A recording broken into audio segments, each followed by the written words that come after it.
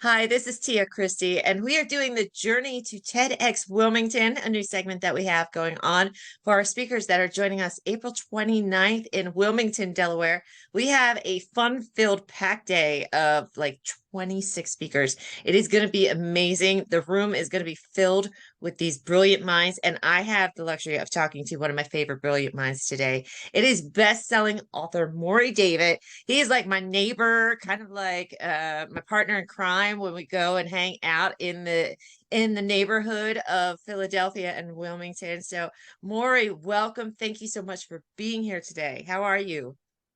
I'm doing great, and you look so wonderful today. I am so happy to be here with you. Normally I see you live, so now I'm seeing you on a screen, and you know what? Every time I see you, you look better. So whatever you're doing, keep it up. Thank you. I appreciate that. You look so dapper in your pinstripes. Thank you for being here. I have sung your praises to many, many people, but I want you to tell everybody a little bit about yourself so they can understand how exceptional you are, Mr. David. Well, I hope my wife isn't doesn't walk in the room because she'll have some other words for me. You know how wives are. They may look at I things a little differently, but from your eyes, maybe I am. I don't know. But anyhow, I've been a teacher basically all my life. I taught piano at a young age. I had a music school. I had a recording studio. I was always involved in music. Then I got involved in security, and I have multiple businesses. And actually, later on in life, I figured out how to free up some of my time to do what I call legacy projects. And writing was one of those projects. And I started writing for actually young adults. And I wanted to mix storytelling with experiences that maybe a younger kid wouldn't normally have, but he would have it through my books. And now I'm working on even greater things, which I'll talk about at another time because we're limited in how much time we have. But nevertheless, I did become a best-selling author. I have a couple more books in the can, and in fact, I can't wait for TEDx because the topic of what I'm talking about is the topic of one of my books. Oh, that's incredible. That's what I was going to ask. What are you going to be speaking on? Can you give us like a little snippet of what it's going to be about? Well, I can. You see, inside all of us, we have dreams, we have passions, we have things that we want to do. We grow up, little girls grow up and they want to be a princess, and a boy wants to be a fireman or a policeman. And, as we age, a lot of our passion gets pushed aside because we're in school, we're told what to do, we don't make any trouble, so we don't want to really start questioning what the teacher's teaching. And we push everything aside. And as we reach adulthood, many times because of situations we have to earn a living, again, we push our passions aside, but they're still there. And if people were given an opportunity to live out their passions and shown the ways that they can do it, things would become wonderful for them. So I wrote a book called Why Some People Can Fly. And I don't mean jumping out of an airplane or flying in an airplane. What I mean is we can obtain different levels in life, but we have to learn how to do it. We perhaps need a mentor, or we need somebody to open our eyes and say, this is possible. Sometimes we just need a champion or a coach to pat us on the back and say, you're doing a great job. Keep it up. And you know what? When people get that positive reinforcement, all of a sudden they start flying. And you never know how high you can fly. But in my book, I describe the methods of basically learning how to fly. I love that. I love that. And you are a true champion for so many of us. I mean, we are so blessed to have you in our life. And just as I said, you're an extraordinary mind, an extraordinary storyteller. So it's incredible. But why is this subject so important to you? What makes it so special? Well, of course, when you're a parent, you want the best for your children. And, you start opening your eyes and say, what can I do that would be best for my child? And actually, the best thing you can do is lead by example. Show, whether you're a parent or not, whether you might have a niece or a nephew or just somebody you took under your wing, show them the possibility.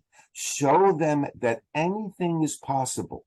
that you don't have to be afraid. And that, by the way, that's one of the main reasons why people don't fly, because they're afraid. And many of their fears are unfounded. They're just normally afraid because they're told by other people, you shouldn't do this, that things could happen to you. Why would you bother? So when you hear so many negative things coming at you, you say, you know what?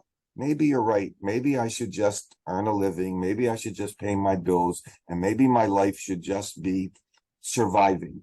Well, I don't believe that we were put on this earth to survive. I believe we were put on this earth to thrive. And being a teacher from a long time ago and still kind of like a teacher, I feel that I'm obligated to put my arm around somebody and say, I believe in you, and let me see if I can help you. I absolutely love that, Morry. Yes. And I think that this subject is so great for so many people, but who are you trying to target? Who are you hoping that this will impact the most when you look Well, out there in the audience? when I started writing, I went after young adults. But one of my books, which is now being made into a movie, let me shut off my phone. I'm so sorry. One of my books is basically now, it's for families, it's for younger children. It's to show them that their imagination is important. What they do in this world is important. And therefore, we should try to do our best to bring out the best in them. So the book that I wrote, okay, will be something that all families would like. There's no violence of any sort. There's no sexual situations. There's no curse words, which is for Hollywood. This would be something that's unheard of. But I Right. believe that we have to go back to the basics. We have to go back to the family events, family love, sitting at the table, talking to the kids. Our computers and our tablets kind of like push the kids in their own little world. Well, we have to go into their world and bring them back. And that's what Right. I'm hoping to do. Yeah, pull them out, pull them out. Yes, and what's so cool, and we are blessed with this technology because, you're going to be doing this at Wilmington, Delaware in a theater, but then afterwards it is going to go out to the world and you have this opportunity to impact the world. So what kind of an impact are you trying to make on the world with this? I feel like I know where you're going with it, but I want to hear it from you. Well, it's just not me alone. It kind of takes a village, but I believe that if all of us try to work on our passions, if we all of us try to work from love. Now, I know that sounds strange, but my father used to say, and of course you've heard it before, if you love what you're doing, it's not work. Well, we could all learn to love what we're doing. And in fact, we can become better people. And we can lead by example. We can show children that, they don't have to fight. They don't have to argue. We can talk it out. We can work it out. There's so many things that we can show children. And today, more important than ever, our entertainment industry, for some reason, has a lot of violence. Now, maybe it's because Hollywood thought, well, that's what sells. But if you constantly show children violence, then you really, when you expect what happens to children, they become violent. It's because we're showing that behavior. We have to stop that. We have to show Hollywood that they can make money on family films. I don't know when you grew up, whether you saw films that brought tears to your eyes. Marley and Me was a total example. I Absolutely. love those types of stories. I get choked up because it affects your heart. I don't get choked up when two cars crash into one another and jump over a bridge. That does nothing to me. But to do something that brings tears to your eyes, that makes an impact. And that's what we have to do with children. We have to get to them and show them that we love them. And they Right. will end up loving themselves and the world. I agree. Oh my gosh, you have said so many golden nuggets here because it's it's it's so important. I think people get confused with loving what they do as they have to love it every single moment of every single day. And that's not real life. Your passion is actually what you love and willing to endure. and through the good and the bad, because you love it so much. And really, when you love something, it really is, you haven't worked a day in your life. And it's cliche, but I agree wholeheartedly with you. And on the movie front, yeah, like I feel like Pixar does a great job in making those emotional family movies, and it's child humor, it's adult humor, and it's a beautiful thing that they've done. But I remember, like, growing up, our parents, they would have us watch like some old movies that, I forget what it was, but it was like a robot, ran away from the testing facility. Short Circuit, I think. Yes, Yeah. sure, sure. And like that was fantastic. And it was real live action films, but it had that family dynamic. And I love where you're going. And you and I have talked about like E.T. I think that was the first movie that ever made me cry as a child. And so it had an impact. And then And you remember that.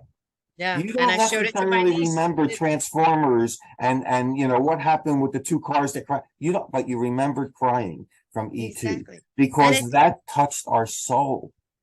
yes, and it's not based on um trendy time. Like, this is generational. It made me cry, then it made my nieces cry. So it's like it was timeless, and to bring back that timelessness of the entertainment world, I agree with you. That's a beautiful thing. So And I'm I'm looking forward to it. as a storyteller, that's what I go after. I want to go the emotional route. I want people. I handed one of my stories that's being made into a movie to a dear friend of mine, and she didn't read the whole book. She read 75% and then called me on the phone crying. And I said, "What's wrong?" She goes, "How could you kill off?" And I'm like, "You didn't finish the book." She got so emotional that she felt the need to call me to find out, okay, what happened to this individual. Had she finished the book, she would realize everything was fine, but she stopped at a point that made her cry, and she had to call me on the phone and discuss it, I because love that. you, as a writer, you want a person to laugh, you want a person to cry, you want a person to be in shock. You want to bring out these emotions because it's just words in a page. So you have to take those words and make a person, put a person in the story, and maybe I'm just lucky that I know how to do that, or maybe I'm hanging around people like you and you're inspiring me. But for whatever reason, I'm happy I'm able to do that. Well, thank you so much for doing that. I mean, your words are making an impact in this world, and it's amazing. I'm going to make sure that I get the links off of you so we can put them below, and that way people can also purchase tickets to come and hear you talk live on April 29th. I have another question for you though. How are you preparing for this? This is your first TED talk, right? Your first TEDx? It's not the first time I've done public speaking, but the first time I've done TEDx. And Okay. my wife was very concerned because she said, "Where's your speech? I want to read it." And I said, you can't read it. It's not written down. And that scared her because for her, she wants to have everything in front of her to read. All right. For me, I have to speak from my heart. If I wrote it down and was merely reading it, I wouldn't be able to get the emotion through to the people that I'm talking to. So I don't have a speech per se. I certainly know what I'm going to say, and I'm certainly practicing it every day, to make sure that everything's in the proper order. But I find that if you want to connect with somebody, you have to look them in the eye. Of course, when you have bright lights hitting you, it's hard to do that.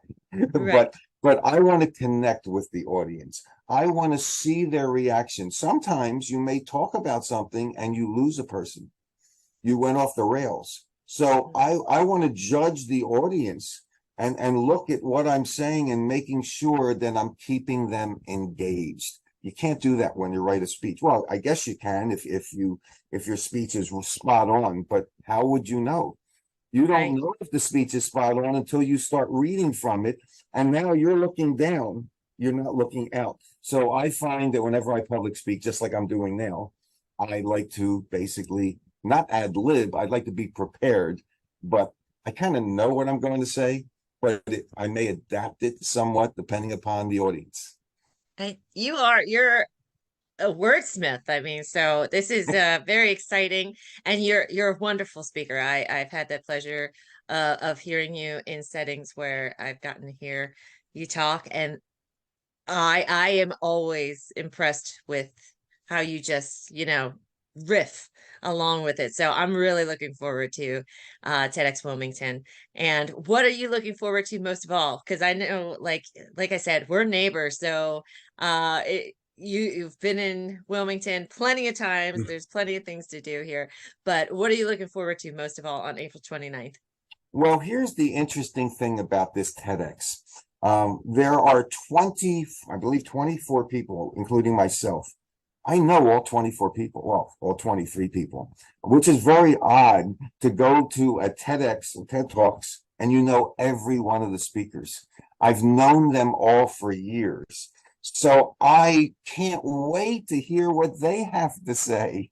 To me, it's like, oh my goodness, these people, I know the kind of people they are. I know what's in their heart.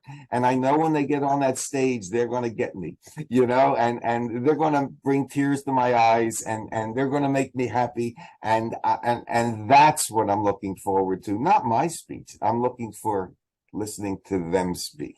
Yeah, everybody that is going to be there on the 29th, such brilliant minds. It's definitely an extraordinary lineup, and I am so happy to be part of it. I mean, when you're TEDx alum, it's a cool little thing that you're like, oh yeah, I did that too, and you make these outstanding friendships, and like you said, being able to be like, oh my gosh, I know all these people and they're wonderful and they have these ideas worth spreading. So I'm really looking forward to it too. And I just can't wait to see you. It's going to be amazing. Oh, you know what? Just everybody getting together.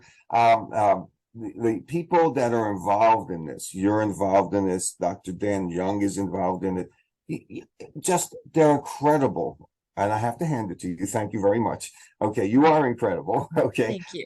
but putting this together, I felt the need actually that after the TEDx that we're all gonna I'm gonna rent a tour bus and we're all gonna go visit sites and everything just for the camaraderie of being together. I'm bonding with these people. I see these people maybe 2, 3, 4 times a year. Physically see them. And every time I see them, they just surprise the heck out of me. And I just can't. This is going to be an incredible event. If anybody was ever thinking about going to TEDx or somebody was wondering what is TEDx, this is the one you should go to. This This is will the be the one. one that you're going to say, oh my God, when are they having the next one? Exactly. Because most of the time you don't know what you're going to get. All right. I know though, I've been with these people and I have to tell you, this is going to be the most incredible experience that the people on the stage are going to have and the people in the audience are going to have. So anybody that wants to go, make sure you buy your tickets or whatever you have to do, because this is going to be sold out very quickly. I agree. I agree. And there's a little bit of flavor for everyone. You Mhm. don't have to just be into one thing to show up that day. Like you're gonna have authors, SEO. It's just it's so incredible. Business minds, artists. Yeah, it's amazing. My So son, he basically was shocked when he said, Dad, you're going to be at TEDx? And I said, yes. Oh my God. And then, of course, he read a little bit about this TEDx in Delaware, which I think now is within the top 4 of all TEDx across the country. Think about this. All right. TEDx has been incredible. around for a long time with a lot of different speakers. This is number 4 against the entire country. That says a lot for what you're doing and Dr. Dan Young is doing and his whole group of people. It just says that we can show people wonderful things through these speakers.